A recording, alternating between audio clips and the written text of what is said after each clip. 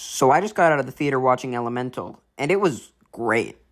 Now, I'll be honest, I didn't have the highest expectations for this film because of some of Pixar's recent projects, but this movie was a pleasant surprise.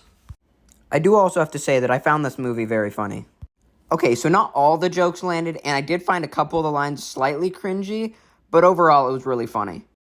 I also just wanted to add that I did go to a later showing, and like halfway through the movie, this man just fell asleep and was snoring throughout the entire movie, and I bet it ruined the experience for some people, but I thought it was hilarious. Just like imagine you're watching a really good scene, and all of a sudden you just randomly hear a... But it's whatever. I think it added to the comedy of the film, so I didn't really mind, but some people might have, but it was still funny in my opinion. But can we take a moment to talk about the visuals in this film? The visuals in this movie were stunning. They were amazing. I loved them. I mean, they weren't anything groundbreaking or spectacular like Spider-Verse, but like, that's only Spider-Verse. No other movie will top their visuals, so I guess it's not even a complaint. It's just something to throw out there. But regardless, the visuals still felt like really clean. They were really nice, and the colors really popped. I did really like the colors in this film. It was very nice.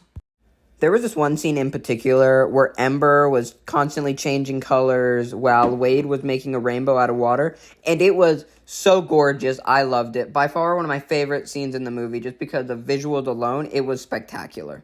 And while we're talking about Wade and Ember, let's talk about their chemistry real quick. Now, in general, I do feel like it's very difficult for movies to get chemistry right, but I think Pixar did an excellent job with these two characters.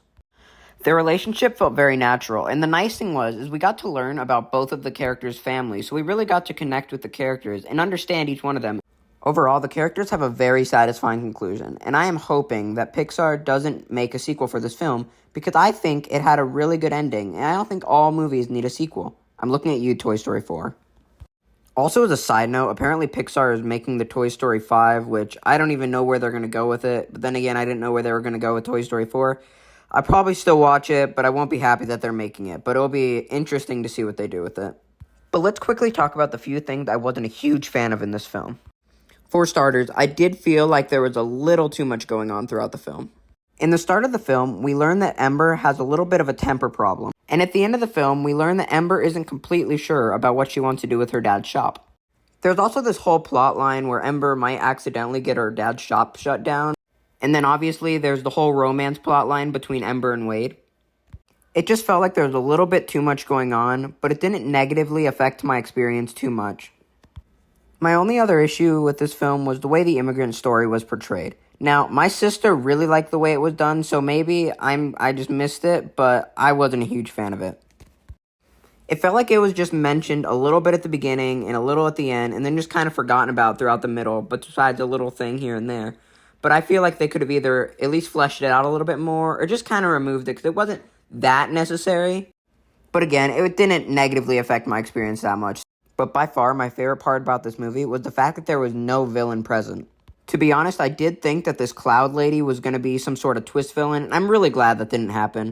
I was really worried that Pixar was going to pull a Frozen here and just throw out a random twist villain for villain's sake, but they didn't do that, and I'm very glad they didn't. Simply because there was plenty of conflict throughout this movie between the family dynamics and, of course, their relationship, so a villain really wasn't needed, and they didn't put one in, which I think a lot of movies could learn from. The other thing I have to say is that the marketing for this film did the movie so dirty. I didn't see much advertisement for this film in general, but also I didn't see them showing much more besides a part of the romance. They didn't really go on beyond that. They just kind of showed a little bit here and there of that, but they didn't really give us a whole clue about what the characters were like and what the movie was going to be about besides the romantic element.